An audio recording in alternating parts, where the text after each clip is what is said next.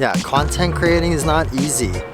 I kind of fucked up. I just realized on the way back that throughout the whole time I was filming my technique video and a bunch of the B-roll and stuff from today's training and my sparring sessions, I actually did not have the camera on continuous autofocus.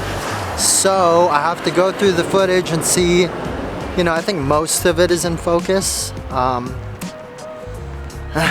We're gonna have to see, but it's all part of the learning curve. I'm a white belt at this, and right now there's just a lot of room for improvement, but I will be working on it. Yeah, so super stoked. Stick around for the video, stick around for the technique. Os. Since today was no-gi, I figured the first no-gi technique, the first technique I'll do is a no-gi technique. That's not all, kids. Apparently I also forgot to plug the mic in during my technique portion. So if you're wondering why the audio is kind of dodgy, what can I say? And we'll start off with something I feel that's like quite high percentage, easy to hit. But there's some things about no-gi that I want to talk about in terms of control. So if I borrow you, Nicholas, really quick, on the ground. For example, side mount. Once I have side mount with no-gi, I mean this goes for gi and no-gi, but even more for no-gi because I don't have the same kind of friction and I don't have the same kind of grip options. So I can't be holding the collar. There's no lapel to use to control. All I pretty much have is controlling the shoulders, controlling the hip, possibly a cross face, but not all the time because good guys will try and be quite tight here. And so getting a cross face isn't always as effective because they're going to be able to, if I really hold on tight just here, he's going to be able to bridge a bit and then swim an underhook, exactly. So these are things that we're facing, problems that we're facing in no-gi that aren't as apparent in the gi. Now, we're going to talk about separating the arms, okay? When I get here, guys, it can be quite difficult to separate the arms. So one thing you need to remember is I can't just hold on to my partner. If I'm static, my partner is going to be static. So I really have to make an effort to move and give him openings so that he can give me openings as well. So what do I mean by that? When I'm here, I want to try and focus on keeping my hip connected to the hip. He's going to try and maybe bring his elbow and knee together. What I want to do is I want to use my hip over here and my frame on his face to make sure that that doesn't happen. I can sit on his thigh. The best thing to do here is just go use this frame, walk it up. Every time he tries to hip escape, I walk it up. Boom, I sit on his thigh, and that makes sure that the elbow and knee separates. Now from here, guys, you see I have an opening because now he's not here, okay? He tried to bring his elbow and knee, so I'm gonna give a bit of space. I close that off. You see there's a little bit of space here. What I'm gonna do now is I'm gonna scoop the arm and bring it up to me. And I'm gonna pull him on his side. And I'm gonna put my knee behind his head. In this position, I can be more static now. Now I can actually try and hold on to him, okay? Now, again, playing off the action and reaction. What I wanna do now is controlling with my middle finger in his armpit here, keeping a nice tight grip. This is gonna really give that good cross-face feel. A lot of people just hold onto the shoulder. One tip I learned from one of my training partners, I think it was Espen Mathias, and he was saying that they like to put the finger right here in the armpit. And then this creates this nice tight effect. I can pull into my partner, and drive my shoulder into his face. From here, I'm gonna start pushing this hand to his stomach, just like this. See this? And as I'm doing that, I'm leaning over his head. Right? Now, I can either allow him to come up, because he's gonna feel, oh, I can actually bridge because my weight is this way, or I can just throw my leg over. So I'll show first if I allow him to bridge into me. I push this in, I allow him to bridge into me. As he does that, I throw my right leg over the shoulder and I close a triangle. I'm gonna allow him to come up all the way. As I'm doing that, I lift my hips, push the arm across, grab my shin, step on the hip escape, lock behind my knees, finish the triangle. So this is if you feel that your partner really wants to bridge into you.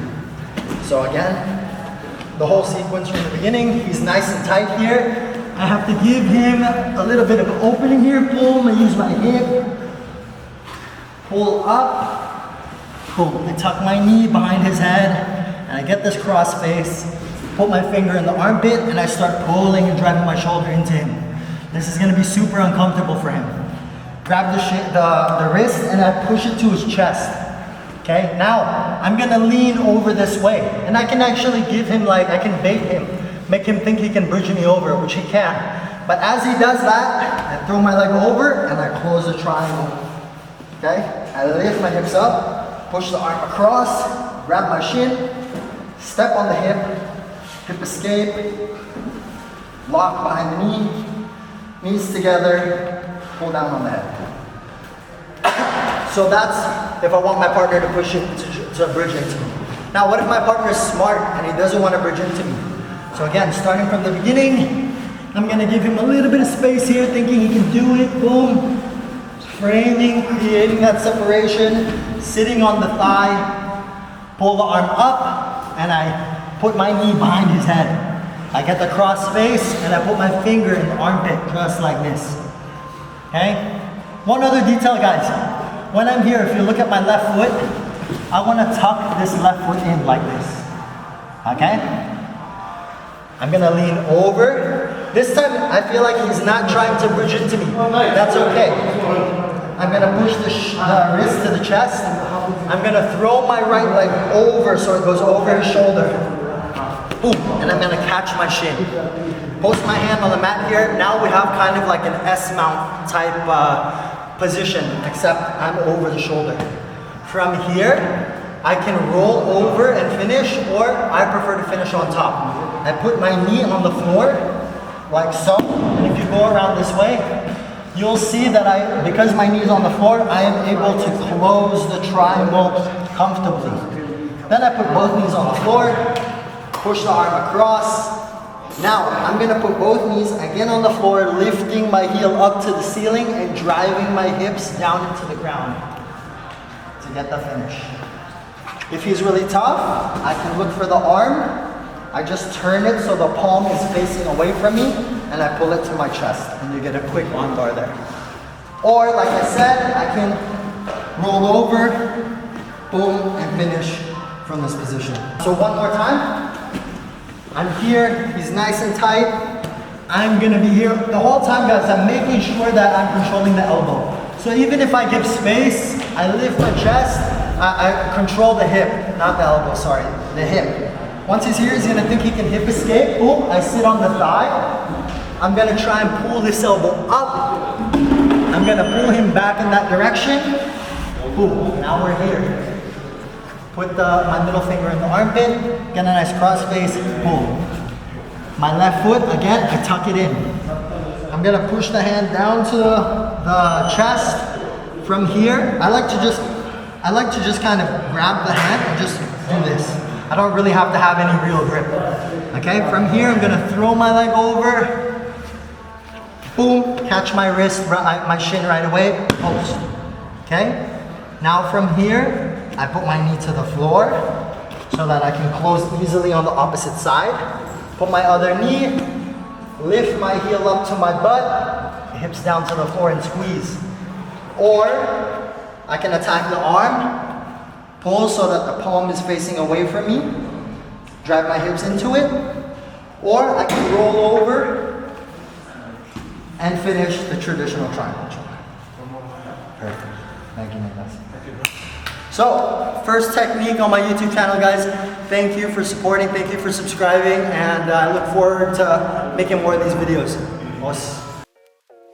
Before I end the video, I just want to take this time to say thanks to everybody who helped share my post on Facebook, everyone who subscribed, any newcomers that are finding, like hearing about this channel for the first time, or who haven't heard about it through being someone I've met in the past. I just want to say thanks, appreciate the support, and I look forward to creating some cool videos for you guys.